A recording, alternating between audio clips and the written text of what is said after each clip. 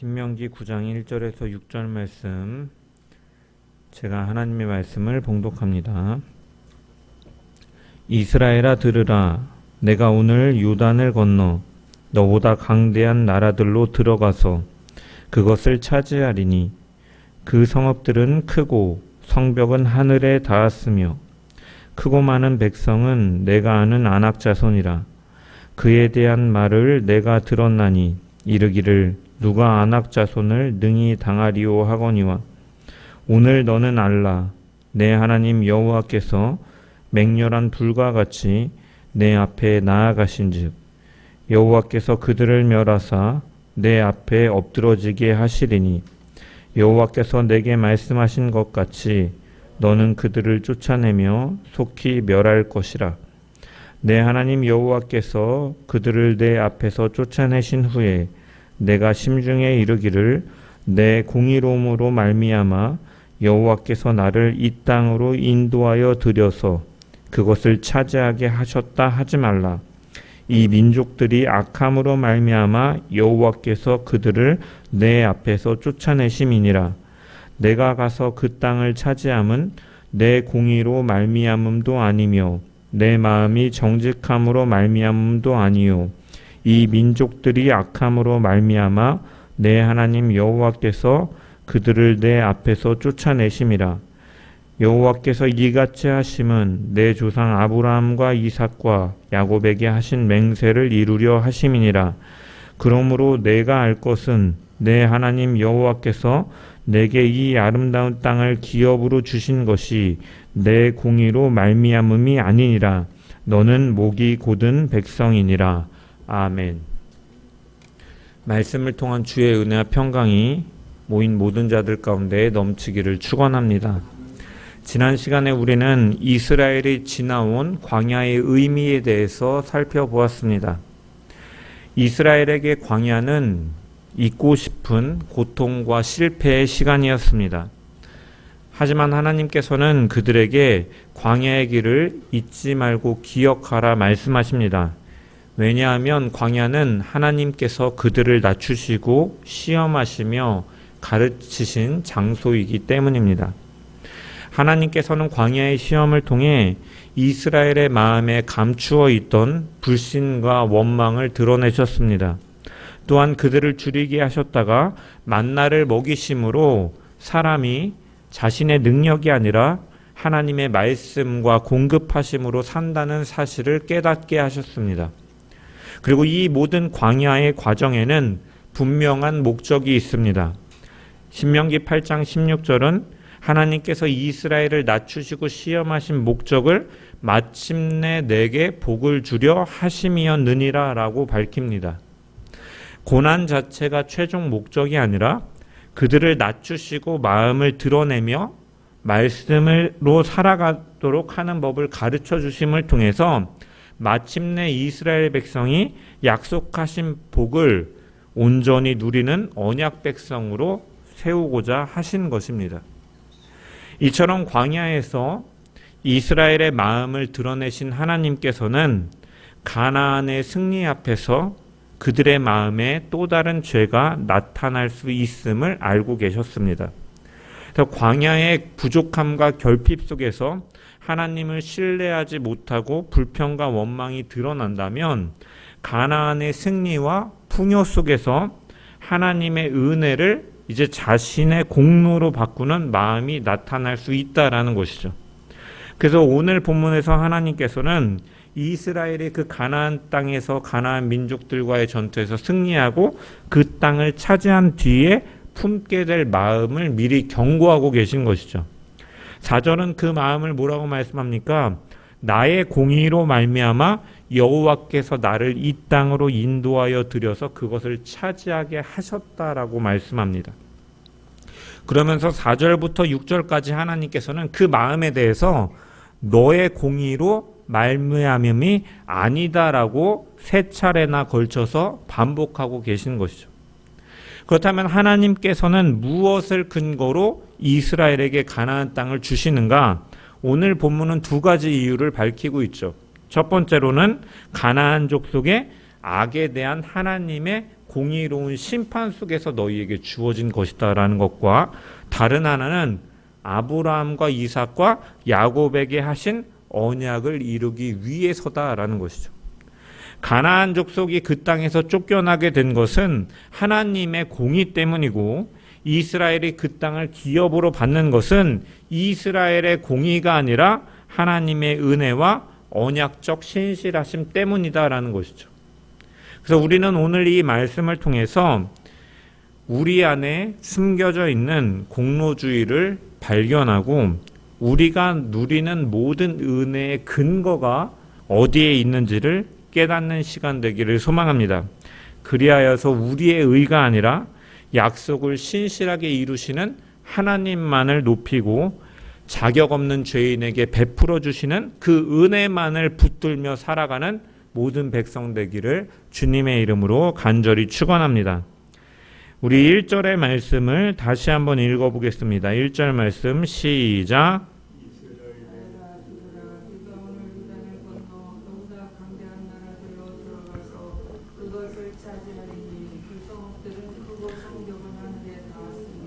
아멘. 여기서 이스라엘아 들으라 라는 말은 히브리어로 쉐마 이스라엘, 신명기 6장 4절에 이스라엘아 들으라와 같은 표현입니다. 이스라엘은 이미 가나안에 대해서 수많은 말을 그들은 듣고 있었습니다. 가나안의 성읍이 얼마나 큰지, 그 성벽이 얼마나 높이 쌓여져 있는지, 그리고 2절을 보면 그 사람들이, 거기서 사는 사람들이 얼마나 강대한지, 그래서 누가 안악 자손을 능히 당하리오라는 말까지 퍼져 있었던 것이죠. 그래서 이스라엘의 귀에는 두 종류의 말이 들리고 있는 것이죠. 하나는 가나안 족속의 강함을 전하는 사람들의 말이 들렸고, 다른 하나는 그 땅을 너희에게 주시겠다 하는 하나님의 말씀이 들렸던 것이죠. 그러므로 모세가 이스라엘아 들으라 라고 외친 말의 의미는 그 들리는 말 중에 하나님의 말씀에 너희는 더 큰 권위를 두라 라는 명령인 것이죠. 가나안 족속에 대한 소문이 이스라엘의 판단과 행동을 결정하게 하지 말고, 하나님께서 하신 말씀이 그들의 판단과 행동을 결정하게 하라라는 명령인 것입니다. 하나님께서는 이스라엘 앞에 놓인 현실을 축소하지 않으십니다. 1절을 보면 그들이 들어갈 곳에 대해서 너보다 강대한 나라들이 있다라고 말씀하시죠. 가나안 족속이 강하다는 것은 이스라엘의 두려움 때문에 만들어낸 착각이 아니다라는 것입니다. 군사력과 방어 시설들을 비교하면 그들은 이스라엘보다 강했다라는 것이죠.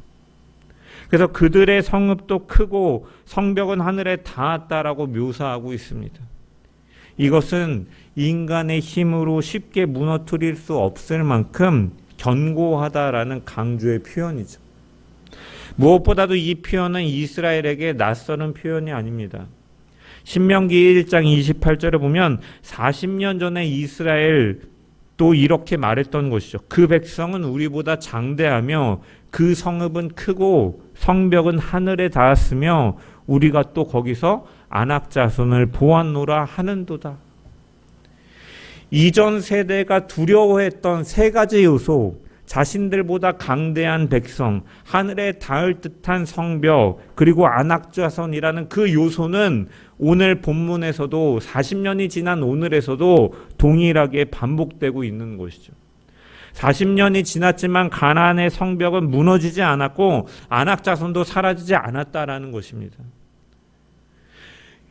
하나님께서는 새로운 세대가 순종하기 쉽도록 모든 장애물을 미리 제거해 놓지 않으셨습니다.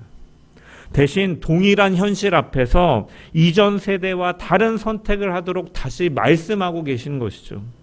40년 전에 이스라엘 백성들은 성벽과 안악 자손을 바라보고 사람의 말들만 들음을 통해서 하나님의 약속을 믿지 못했지만, 새로운 세대는 그 하나님의 말씀을 듣고 요단을 건너라는 것입니다. 그래서 1절은 내가 오늘 요단을 건너라고 말씀합니다. 여기서 오늘 건너다라는 말씀은 그날 당장 요단강을 건너야 된다라는 의미가 아닙니다. 신명기에서 오늘은 모세의 설교를 듣고 있는 지금 현재 이제 또 곧 시작될 순종의 때를 강조하는 표현으로 자주 사용되는 것이죠. 즉 하나님의 약속 앞에서 너희는 이제 결단하고 그 앞에 순종하며 나아가야 된다라는 것을 가리키는 표현입니다. 이러한 의미는 그것을 차지하리니 라는 말에서도 잘 드러납니다.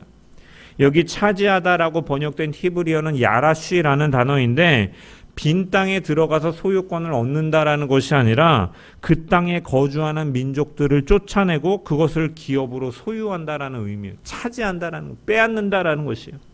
그래서 가나안은 하나님께서 이스라엘 백성들에게 주신 선물이지만 이스라엘은 그 약속을 믿고 실제로 들어가서 그 땅을 차지해야 됐던 것이죠. 그래서 하나님께서 주신다고 약속하셨기 때문에 그 말씀을 믿고 요단으로 건너가야 됩니다. 이스라엘의 순종은 그래서 하나님의 약속을 이루기 위한 인간의 공로가 아니라 그 약속을 이루시는 하나님에 대한 믿음의 반응인 것이죠. 공로로서 주어지는 것이 아니라 그 약속 주실 것인데 그것에 대한 믿음의 반응으로 나타나는 것입니다. 이들 앞에 마주하게 될 대상은 결코 만만하지 않죠. 2절을 보면은 크고 많은 백성은 내가 아는 안악 자손이라 그에 대한 말을 내가 들었나니 이르기를 누가 안악 자손을 능히 당하리오 하거니와. 안악 자손은 체격이 크고 군사적으로 강한 사람들로 고대 근동에 알려져 있습니다. 본문은 그들을 가리켜서 내가 아는 안악 자손이라고 부르고 있는데 이스라엘 역시도 그들의 명성에 대해서 잘 알고 있었다라는 뜻이죠. 그에 대한 말을 내가 들었나니라는 표현도 그들이 얼마나 두려운 존재로 알려져 있었는지를 강조하는 표현입니다. 40년 전에 정탐꾼들은 안악 자손을 보고 민수기 13장 33절에 이렇게 말합니다. 우리가 스스로 보기에도 메뚜기 같으니 그들이 보기에도 그와 같았을 것이니라. 정탐꾼들은 안악 자손의 그 강대함을 보았고 그에 비교해 보니까 자신들은 메뚜기와 같이 보잘것없었다라는 것이죠. 더 나아가서 그들은 그들이 보기에도 우리가 그렇게 보였을 것이다라고 말합니다. 이것은 안악 자손이 실제로 그렇게 자신들을 생각했다라는 것이 아니라 자신들의 그 두려운 마음이 상대방에게 투영되고 있는 것이죠. 반영되고 있는 것이에요. 그래서 두려움에 사로잡히게 되니까 아직 일어나지도 않고 실제로 그렇지도 않은 일들을 이미 일어난 일처럼 확정된 일처럼 생각하고 그 결과로 받아들이고 있는 것이죠. 그러나 실제로는 어떻습니까? 여호수아서 2장에서 라합이 전한 가나안의 상황은 정탐꾼들의 예상과 전혀 다르죠. 라합은 여리고 사람들이 이스라엘을 메뚜기처럼 가볍게 여기고 있다라고 말하지 않습니다. 오히려 하나님께서 홍해를 마르게 하시고 아모리 사람의 두 왕을 멸하게 하셨다라는 소식을 듣고 가나안 사람들의 마음이 녹아내렸다라고 표현하고 있죠. 이스라엘을 향해서 그들은 두려워하고 있었다라는 것입니다. 하지만 이스라엘 사람들은 가나안 사람들을 두려워하고 그들은 우리를 무시할 것이다, 보잘것없이 여길 것이다 라고 생각했지만 가나안 사람들은 오히려 이스라엘 앞에서 행하시는 하나님을 두려워하고 있었던 것입니다. 결국 광야 1세대의 문제는 현실을 잘못 보아서가 아니죠. 가나안 족속의 강함에 대해서는 판단은 했지만 하나님의 능력에 대해서 믿음으로 판단하지 못하였다라는 것입니다. 바로 그 지점 때문에 모세는 3절에서 이렇게 말하는 것이죠. 오늘 너는 알라 내 하나님 여호와께서 맹렬한 불과 같이 내 앞에 나아가신즉 여호와께서 그들을 멸하사 내 앞에 엎드러지게 하시리니 여호와께서 내게 말씀하신 것 같이 너는 그들을 쫓아내며 속히 멸할 것이라. 사람들은 누가 안악 자손을 능히 당하리오라고 말했습니다. 3절은 그 질문에 대한 하나님의 대답인 것이죠. 이스라엘에게 필요한 것은 자신들의 능력에 대한 확신이 아니라 승리를 행할 자신들의 능력에 대한 믿음이 아니라 그들보다 앞서 나아가시는 하나님에 대한 믿음이다라는 것이죠. 그래서 3절은 모세는 너는 알라라고 명령하고 있는 것이죠. 이스라엘은 가나안 족속의 강함에 대해서는 이미 충분히 알고 있었고, 이제 그들이 더 알아야 될 것은 그들보다 앞서 나아가시는 하나님이 어떠하신 분인가를 분명히 알아야 된다는 것입니다. 특별히 본문은 그분을 가리켜서 뭐라고 표현합니까? 내 하나님 여호와라고 부르고 있습니다. 히브리어로 내 하나님은 엘로헤카라는 단어인데, 하나님을 뜻하는 엘로힘에 너의라는 소유격이 붙은 단어인 것이죠. 그래서 이것은 이스라엘이 하나님을 소유했다라는 뜻이 아니라 이스라엘을 자기 백성으로 삼으시고 친히 그들의 하나님이 되어주셨다라는 언약 관계를 나타내는 표현인 것이죠. 또한 여호와는 하나님께서 모세에게 자신의 이름을 계시하시며 아브라함과 이삭과 야곱에게 세우신 언약을 기억하고 이루시는 분임을 밝힐 때 사용되어진 호칭입니다. 그러므로 내 하나님 여호와라는 호칭에는 이스라엘을 자기 백성으로 삼으신 언약적인 관계의 의미가 포함되어 있고, 그들에게 하신 약속을 반드시 이루시는 하나님의 신실하심이 담겨 있는 호칭인 것이죠. 그래서 이스라엘보다 앞서 요단을 건너가시는 분은 이스라엘과 아무런 관계가 없는 분이 아니다라는 것입니다. 그들을 애굽에서 구원하시고 홍해를 건너가게 하시며 40년 동안 광야에서 먹이시고 보호하시고 그 약속을 이루시는 그들의 하나님이시다라는 것이죠. 특히 본문은 그 하나님께서 내 앞에서 건너가신다라고 말씀하십니다. 나아가신다, 원어로 보면 건너가신다라고 직역할 수가 있습니다. 그래서 이스라엘이 먼저 위험한 땅으로 들어가고 하나님께서 먼저 보낸 다음에 뒤따라 가시면서 도우시는 것이 아니다라는 거예요. 하나님이 먼저 요단을 건너시고, 이것은 무엇을 의미합니까? 가나안의 정복의 주도권이 이스라엘에게 있는 것이 아니라 하나님의 주권 가운데 있고 하나님의 능력 가운데 있다라는 뜻인 것이죠. 그리고 이 말씀은 실제로 여호수아서의 눈에 보이는 방식으로 나타나는 것이죠. 이스라엘이 요단강을 건널 때 가장 앞에 선 것은 그 백성들의 군대가 아니라 하나님의 언약궤를 맨 제사장들이 들어가는 것이죠. 언약궤를 맨 제사장들의 발이 요단물에 잠기자 강물이 멈추고 이스라엘은 많은 땅을 건너게 되는 것이죠. 이를 통해 하나님께서는 이스라엘이 스스로 길을 열어 가나안으로 들어가는 것이 아니라 언약의 하나님께서 길을 여신다라는 사실을 분명하게 보여주신 것입니다. 이 앞서가시는 하나님의 모습에 대해서 오늘 본문은 어떻게 말씀합니까? 3절을 보면은 맹렬한 불과 같이 나아가신다, 건너가신다라고 말씀하고 있습니다. 여기 맹렬한 불은 히브리어로 에시오클라라는 말인데 삼키는 불, 소멸하는 불이라고 번역할 수가 있습니다. 그래서 이 표현을 신명기 4장 24절에 내 하나님 여호와는 소멸하는 불이시요 질투하시는 하나님이시라라고도 기록하기도 했습니다.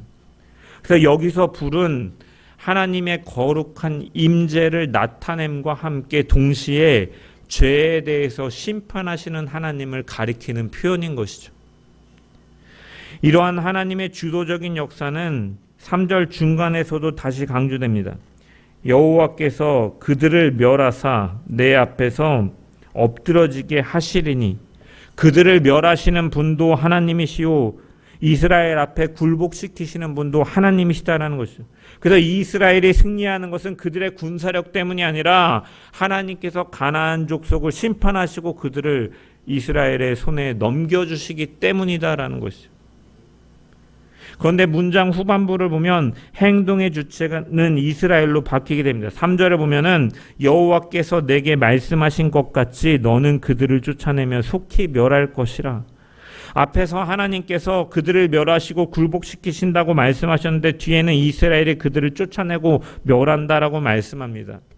이 두 문장은 하나님의 주권적인 역사와 이스라엘의 책임 있는 순종이 어떻게 연결되는가를 보여주는 것이죠.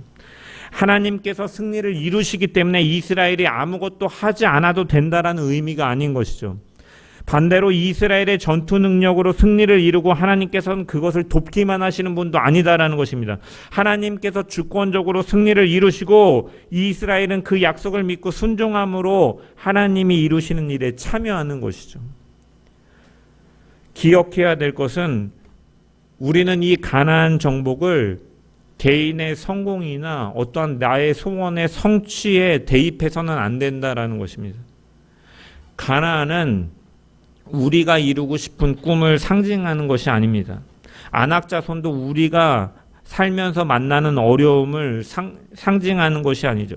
그래서 이 본문은 믿기만 하면 모든 장애물이 사라지고 원하는 목적을 하나님께서 이루어 주신다라는 의미 속에서 말씀하는 것이 아니죠.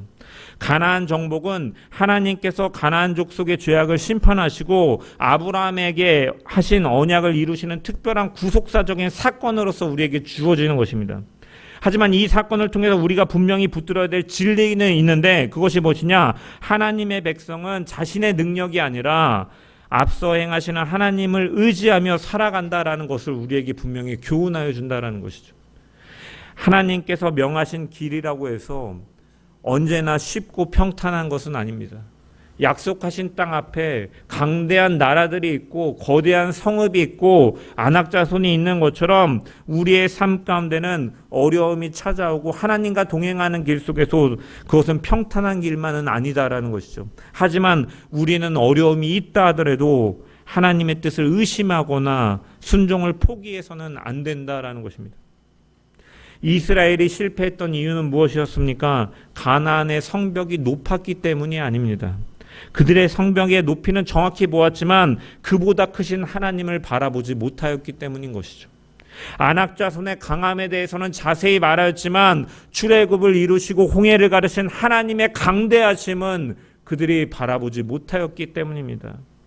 그리고 우리도 이와 같을 때가 있습니다. 문제에 관해서는 많이 생각하고 언급하고 바라보지만 하나님께서 어떤 분이신지를 우리는 쉽게 잊어버리고 마는 것이죠. 그래서 염려를 키우는 말에는 마음을 많이 빼앗기면서도 우리보다 앞서 행하시며 두려워하지 말고 신뢰하라는 하나님의 말씀에는 우리가 귀를 기울이지 못할 때가 많이 있습니다. 그러므로 우리에게도 오늘 모세의 이스라엘아 들으라라는 말씀이 필요한 줄 믿습니다. 우리는 세상의 말이 아니라 하나님의 말씀을 들어야 되는 것이죠. 그리고 오늘 너는 알라라는 그 명령에 따라서 그 말씀을 하신 하나님께서 누구신지를 믿음으로 받아보고 그 하나님을 신뢰하는 믿음으로 살아가야 될 줄 믿습니다. 누가 안악자손을 능히 당하리오라는 세상의 말보다 내 하나님 여호와께서 내 앞에서 나아가신다라는 하나님의 말씀을 붙들고 살아가는 저와 여러분 되기를 소망합니다. 우리의 능력이 아니라 앞서 행하시는 하나님의 신실하심을 의지하며 말씀을 따라 믿음으로 걸어가는 주의 백성들 되기를 주님의 이름으로 간절히 축원합니다. 이스라엘보다 앞서 가시며 가나안 족속을 심판하시고 이스라엘에게 승리를 주시는 하나님, 그렇다면 이스라엘은 승리를 얻은 뒤에 이렇게 고백해야 되는 것이 마땅할 것입니다. 우리의 힘으로 이룬 것이 아니라 하나님께서 이루셨다. 하지만 인간의 마음은 하나님을 인정하면서도 그 은혜의 이유를 자기 안에서 찾을 수 있다라는 것을 오늘 본문은 말씀하고 있죠. 하나님께서 이루셨다라는 사실을 인정할지라도 자신이 그 은혜를 받을 만한 사람이었기 때문에 하나님께서 도와주셨다라고 생각하는 모습들이 나타날 수 있다라는 것입니다. 그래서 하나님께서는 4절에 이스라엘이 승리한 뒤에 품을 수 있는 마음에 대해서 미리 경고하고 계시는 것이죠. 내 하나님 여호와께서 그들을 내 앞에서 쫓아내신 후에 내가 심중에 이르기를 내 공의로움으로 말미암아 여호와께서 나를 이 땅으로 인도하여 들여서 그것을 차지하게 하셨다 하지 말라. 이 민족들이 악함으로 말미암아 여호와께서 그들을 내 앞에서 쫓아내심이니라. 본문은 내 하나님 여호와께서 그들을 내 앞에서 쫓아내신 후에라고 말씀합니다. 그래서 이스라엘 백성들은 전쟁을 앞둔 순간에만 마음을 지켜야 되는 것이 아니라 전쟁이 끝나고 승리를 누리는 때에도 자신의 마음을 지키고 살펴야 되는 것이죠. 전쟁을 앞두고 있을 때는 이스라엘은 오히려 자신의 부족함을 인정할 수밖에 없죠. 자신들보다 강대한 민족이 있고 높고 견고한 성읍을 바라보면서 하나님의 도움을 구하지 않을 수 없는 상황이기 때문입니다. 오히려 그렇기 때문에 마음을 지키기가 쉽습니다. 하지만 하나님께서 그들을 쫓아내시고 가나안 땅을 차지하게 하신 뒤에는 더 쉽게 마음이 달라질 수가 있는 것이죠. 이것은 단순히 인간의 심리를 추정한 것이 아닙니다. 바로 앞에 우리가 살펴봤던 신명기 8장에서도 하나님께서는 이스라엘이 가나안의 풍요를 누린 뒤에 품게 될 마음에 대해서 이미 경고하셨죠. 그래서 신명기 8장 12절에서 14절을 보면 이스라엘이 먹어서 배부르고 아름다운 집에 거주하며 소유가 풍부해질 때 마음이 교만하여져서 하나님을 잊어버릴 수 있다라고 경고하는 것이죠. 이어서 또한 17절에도 내가 마음에 이르기를 내 능력과 내 손의 힘으로 내가 이 재물을 얻었다 말할 것이라 라고 말씀합니다. 신명기 8장에서는 풍요를 누린 뒤에 내 능력과 내 손의 힘으로 이 재물을 얻었다라고 생각할 수 있다고 경고하시고, 오늘 본문인 신명기 9장에서는 승리를 얻은 뒤에 내 공의로 말미암아 이 땅을 차지하게 되었다라고 생각할 수 있다고 경고하고 계신 것이죠. 그래서 8장은 하나님의 은혜로 얻은 결과를 자신의 능력으로 돌리고 있는 것이고, 9장은 자신이 그 은혜를 받을 만한 자격이 있었다라고 해석하는 것이죠. 하나님께서는 이러한 생각이 어디에서 시작되는지를 주목하고 계시죠. 그래서 4절에 보면 내가 심중에 이르기를 이라고 말씀하고 계십니다. 여기 심중이라는 말은 히브리어로 빌바베카라는 말인데 너의 마음속에서라는 뜻이죠. 그래서 하나님께서는 이 자신의 이 공의를 자랑하는 것에 대해서 사람들 앞에서 자신의 의를 공개적으로 자랑하는 것만을 경고하고 계신 것이 아니다라는 것이죠. 입으로는 하나님께서 행하셨다라고 고백하고 하나님을 찬양하지만 마음속으로는 그래도 내가 은혜 받을 만한 자격이 있기 때문에 하나님께서 은혜를 베푸셨다라고 생각할 수 있는 그 마음, 다른 사람에게는 말하지 않아도 자신을 높이고 자신이 다른 사람보다 낫기 때문에 하나님께서 복을 주셨다라고 생각할 수 있는 그 마음까지도 하나님께서는 보시고 경고하시는 것입니다. 왜냐? 하나님은 외적으로 드러나는 행동만을 보시는 분이 아니라 그 마음의 중심을 보시는 분이시기 때문이죠. 하나님을 향한 감사의 말을 하고 있는 뿐이 아니라 그 말을 하는 마음 속에서 누구에게 영광을 돌리는지를 진정으로 살피시는 분이시다라는 거예요.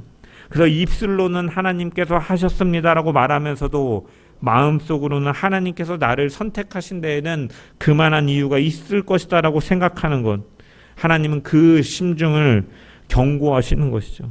하나님은 그 생각을 가리켜서 내 공의로 말미암아 여호와께서 나를 이 땅으로 인도하여 들여서 그것을 차지하게 하셨다라는 말씀으로 하고 계십니다. 여기 공의라고 번역된 히브리어는 ጼ데카라는 말로 의로움과 올바름이라는 의미의 단어이죠. 자신들이 가나안 족속보다 도덕적으로 바르고 하나님 앞에서 의롭기 때문에 하나님께서 그 땅을 보상으로 주셨다라고 생각할 수 있다라는 것이죠.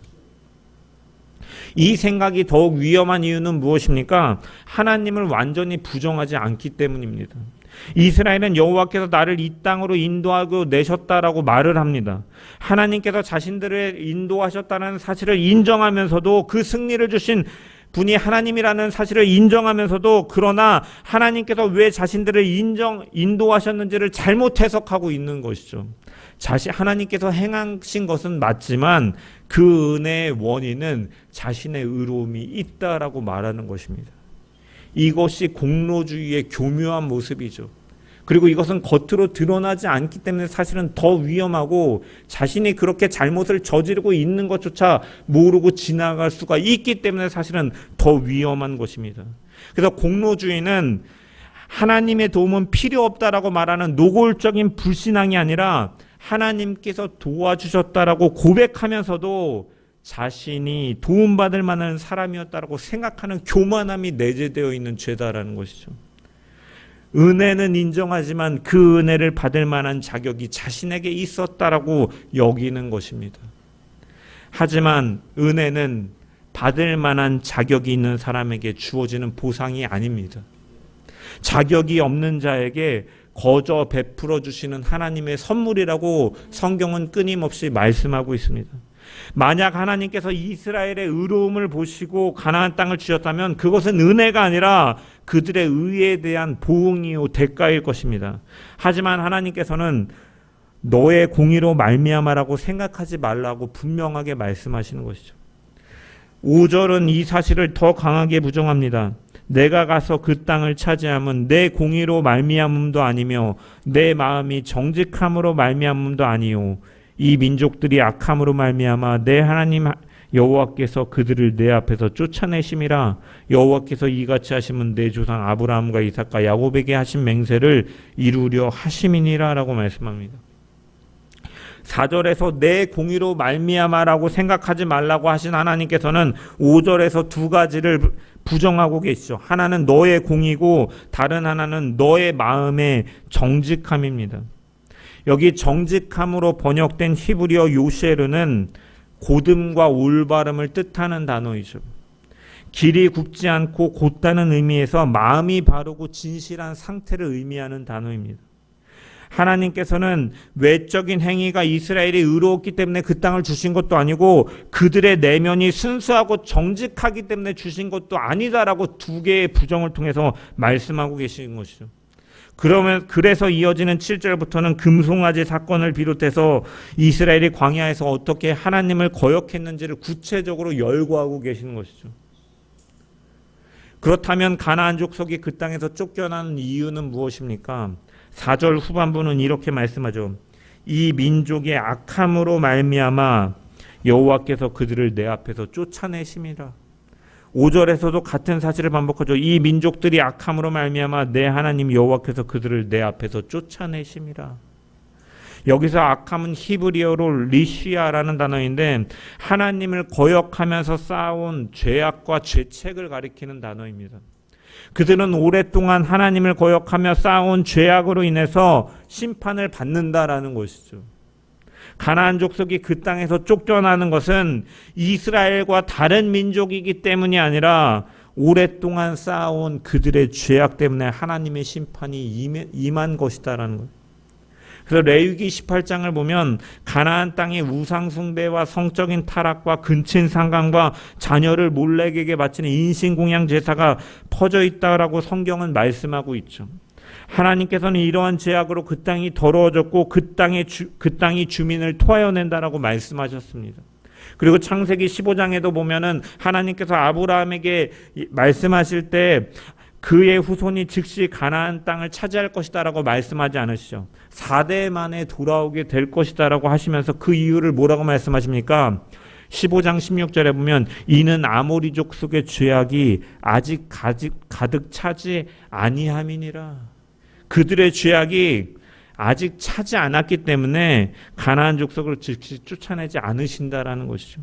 그들의 죄악이 아직 하나님의 심판에 이를 만큼 가득 차지 않았기 때문에 하나님께서는 오랫동안 심판을 유보하시며 참으셨지만 죄악이 가득 찼기 때문에 공의로운 심판을 진행하신다라는 것이죠.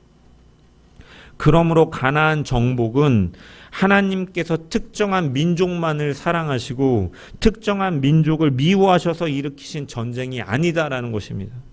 거룩하고 공의로우신 하나님께서 그들의 죄악을 심판하신 사건이다라는 것이죠.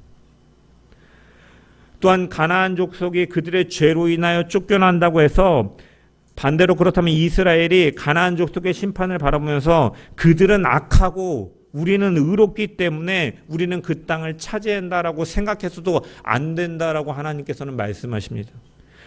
가나안 족속은 자신들의 악함으로 인해서 심판을 받지만 그렇다고 이스라엘이 그들보다 의롭다라는 결론은 아닌 것이죠. 너희들의 마음 역시도 올곧지 못하고 너희들의 공의 때문이 아니다라고 말씀하시는 것이죠. 가나안 족속의 심판에는 그들의 죄가 이유가 되지만 이스라엘이 은혜를 받는 이유는 이스라엘 안에서 찾을 수가 없음을 하나님께서는 밝히고 계신 것이죠. 그렇다면 이스라엘이 가나안 땅을 기업으로 받는 이유는 어디에서 찾아야 됩니까? 이스라엘 안에서 찾을 수 없다면 이제 시선을 이스라엘 밖으로 돌려야 되는 것이죠. 5절 후반부는 하나님께서 이같이 행하시는 이유를 밝히고 있습니다. 여호와께서 이같이 하심은 내 조상 아브라함과 이삭과 야곱에게 하신 맹세를 이루려 하심이니라. 이스라엘의 가나안 땅을 얻는 근거는 그들의 공의나 마음의 정직함이나 그들의 의로워서가 아니라 하나님께서 조상들에게 하신 맹세 때문이다라는 것이죠. 여기서 맹세라는 말은 하나님께서 자신의 신실하심을 걸고 반드시 이루겠다고 확증하신 언약의 말씀을 가리키는 것이죠.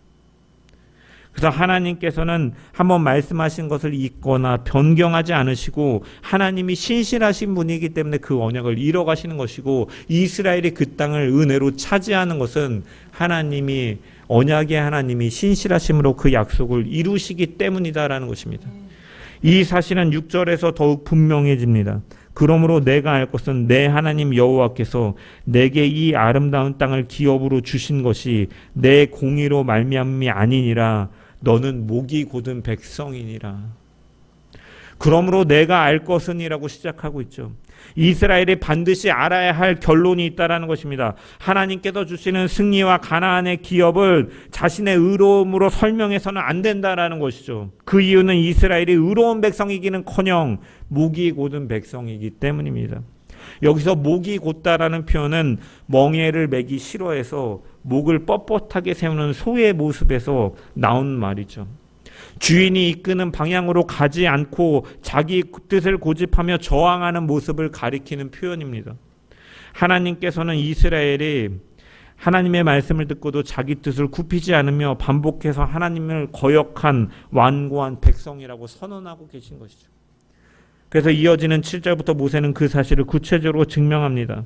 호렙에서 하나님께 이 자신들을 애굽에서 인도하신 하나님을 이스라엘은 금송아지로 바꾸고, 다베레와 마사와 기브롯과 핫다이와에서 하나님을 원망하고 거역한 내용들, 가데스 바네아에서 가나안에 들어가라는 말씀을 믿지 않고 순종하지 않은 것들에 대해서 말씀하고 있는 것이죠. 따라서 너는 목이 곧은 백성이니라라는 말씀은 이스라엘에게 단순히 겸손하라라는 권면 정도의 말이 아니라 그들은 가나안 땅을 받을 만한 의가 전혀 없다라는 하나님의 판결인 것이죠. 가나안 땅에 들어가는 백성과 쫓겨나는 백성 사이에 본질적인 도덕적 우월성이 있다라는 것이 아닙니다. 가나안 족속은 자신의 악함으로 심판을 받지만 이스라엘 역시도 하나님의 은혜가 아니면 심판 아래 설 수밖에 없는 죄인이다라는 것이죠.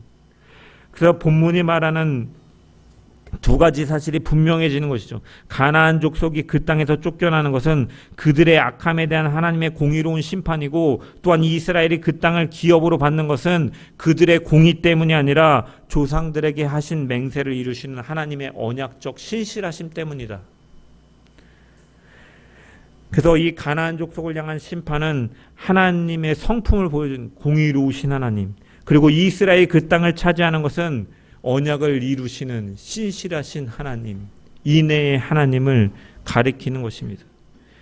그리고 이스라엘은 그것을 보면서 우리는 저들과 다르다라고 자랑할 것이 아니라, 은혜를 아는 자들은 그 은혜 속에 있으면서 나는 하나님의 은혜가 아니라면 나 역시도 그 자리에 설 수밖에 없는 자들임을 깨달아야 되는 것이죠. 나의 공의를 자랑하는 것이 아니라 하나님의 공의와 인애 때문에 우리가 그 자리에 설 수 있음을 기억해야 되는 것입니다. 그리고 그렇기 때문에 이 말씀은 다른 사람의 죄와 실패를 바라보는 우리의 태도를 돌아보게 하는 것이죠. 우리는 누군가의 죄로 인해 넘어지는 모습을 볼 때 자신과 비교하기가 쉽습니다. 야, 그래도 나는 저 사람보다는 낫지. 나는 저 정도로는 잘못하지 않잖아. 나는 그래도 저 사람보다는 하나님을 잘 섬기고 있잖아 라고 생각하면서 자신의 의를 확인하려고 하는 것이죠. 하지만 다른 사람의 죄가 나의 의로움을 증명해 주지 않는다라는 것입니다. 다른 사람이 더 큰 잘못을 저질렀다고 해서 하나님 앞에서 내 죄가 사라지는 것은 아니다라는 것이죠. 하나님의 기준은 다른 사람과의 비교와 상대평가가 아니라 하나님의 완전한 거룩하심, 절대평가인 것입니다. 그 기준 앞에서는 누구도 자신의 의를 내세울 수가 없는 것입니다. 그래서 예수님께서도 말씀하신 바리새인과 세리의 비유에서도 이러한 공로주의는 잘 나타나는 것이죠. 바리새인은 하나님 앞에서 이렇게 기도합니다. 하나님이여, 나는 다른 사람들 곧 토색하고 불의하고 간음하는 저들과 같지 않고 이 세리와도 같지 않음을 감사하나이다라고 그는 기도합니다. 바리새인은 하나님을 부정하지 않습니다. 자신이 다른 사람들과 다르다면 하나님의 은혜인 것처럼 감사합니다. 하지만 그의 감사는 하나님을 높이는 고백이 아니라 다른 사람과 비교하여 자신의 의를 자랑하는 말이었던 것이죠. 그는 세리의 죄를 바라보며 자신의 의로움을 확인한 것입니다. 반면에 세리는 멀리 서서 감히 눈을 들어 하늘을 쳐다보지도 못한 채 가슴을 치며 말하죠. 하나님이여, 불쌍히 여기소서, 나는 죄인이로소이다. 예수님께서는 자신이 의롭다고 여긴 바리새인이 아니라 아무런 의도 내세우지 못하고 오직 하나님의 긍휼만을 구한 세리가 의롭다 하심을 받았다라고 말씀합니다. 이처럼 하나님 앞에 설 수 있는 사람은 자신의 공로를 자랑하는 사람이 아니라 자신에게 내세울 의가 없음을 인정하고 하나님께 자비를 구하는 사람인 줄 믿습니다. 이 공로주의는 우리의 신앙생활 속에서도 쉽게 스며들 수가 있죠. 내가 이만큼 기도했으니 하나님께서 내 소원을 들어주실 것이다. 내가 오랫동안 봉사했으니 교회가 내 수고를 인정해 줘야 된다. 내가 다른 사람보다 바르게 살았으니 다른 사람보다 더 많은 복을 받아야 된다. 이 모든 일은 사실은 성도가 마땅히 행해야 될 귀한 순종인 것이죠. 봉사와 기도와 정직함으로 성결한 삶을 사는 것은 당연히 성도로서 마땅히 행해야 될 귀한 순종입니다. 하지만 그 순종을 하나님께 무엇인가를 요구할 수 있는 공로로 바꾸어서는 안 된다라는 것이죠. 이런 생각이 마음에 자리 잡게 되면 순종은 감사의 열매가 아니라 보상을 요구하는 근거가 되는 것이죠. 섬김은 은혜로 받은 특권이 아니라 자신의 권리가 되는 것이고, 헌신은 하나님의 교회에 내미는 청구서와 같이 되는 것입니다. 그래서 기대한 응답이나 인정을 받지 못하면 서운해하고, 사람들이 자신을 인정해 주지 않으면 지금까지의 수고가 무시당했다라고 생각하며 분을 내기도 하는 것이죠. 하지만 우리의 선행이나 하나님 앞에서의 순종이나 봉사와 헌신은 구원과 은혜의 원인이 아니라 이미 받은 은혜에서 나오는 열매인 줄 믿습니다. 우리가 선을 행할 수 있는 것도 하나님께서 그 마음을 주셨기 때문인 줄 믿습니다. 그러므로 성도의 순종은 자신의 의를 증명하려 하는 자랑의 근거가 아니라 하나님의 은혜를 드러내는 감사의 열매가 되어야 될 줄 믿습니다. 하나님께서는 이 목이 곧은 이스라엘 백성들을 버리지 않으시고 언약의 역사를 이어가시며 그들에게 가나안 땅을 기업으로 주십니다. 이렇게 언약의 역사를 이어가시는 궁극적인 목적은 어디 있습니까? 바로 약속하신 메시아 예수 그리스도를 보내시기 위함입니다. 그리고 예수 그리스도께서는 바로 그 목이 곧은 그 자기 백성이 받아야 될 심판을 십자가에서 대신 담당하셨습니다. 하나님께서는 우리의 죄를 그리스도에게 담당하게 하시고 십자가에서 심판하셨습니다. 그리하여 자신의 공의를 온전히 나타내시면서도 그리스도를 믿는 죄인들을 의롭다고 선언하신 것이죠. 로마서 3장 23절과 24절은 이렇게 말씀합니다. 모든 사람이 죄를 범하였음에 하나님의 영광에 이르지 못하더니 그리스도 예수 안에 있는 속량으로 말미암아 하나님의 은혜로 값없이 의롭다 하심을 얻은 자 되었느니라. 아멘. 우리는 이스라엘과 다르지 않습니다. 하나님 앞에 내세울 만한 공의도 없고 마음의 정직함도 없는 자들입니다. 하나님의 말씀보다 자기의 뜻을 앞세우며 살아온 목이 곧은 백성입니다.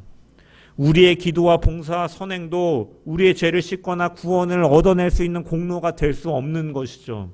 우리가 하나님 앞에 설 수 있는 그 근거는 내 공의로 말미암음이 아닌 것입니다. 그리스도의 공의로 말미암아, 그 은혜로 말미암아 우리가 하나님의 자녀가 되고 오늘도 주 앞에 서며 주님과 동행하며 살아갈 수 있는 줄 믿습니다. 우리가 하나님의 자녀가 된 것은 그리스도께서 우리를 대신하여 이루신 완전한 그분의 의와 그리스도 안에서 약속을 이루시는 하나님의 신실하심 때문인 줄 믿습니다. 우리는 입술로 이 은혜를 고백하면서도 마음은 여전히 나의 공로를 붙잡고 있지는 않은지 우리가 돌아보며 점검하고, 다른 사람의 실패를 보며 자신의 의로움을 확인하고 위로를 얻고 있지는 않은지 돌아보면서 하나님께서 베푸신 그 은혜만을 기억하고 그 은혜만을 붙들고 내 공의로 말미암음이 아니라 오직 그리스도의 의로 말미암음이라는 고백 속에서 살아가는 복된 성도들 되기를 주의 이름으로 간절히 축원합니다. 자격 없는 자를 긍휼으로 여기시고 그리스도 안에서 구원을 이루시며 약속하신 영원한 기업까지 주시는 하나님의 은혜만을 붙들고 겸손히 살아가는 복된 주의 백성들 되기를 주님의 이름으로 간절히 축원합니다.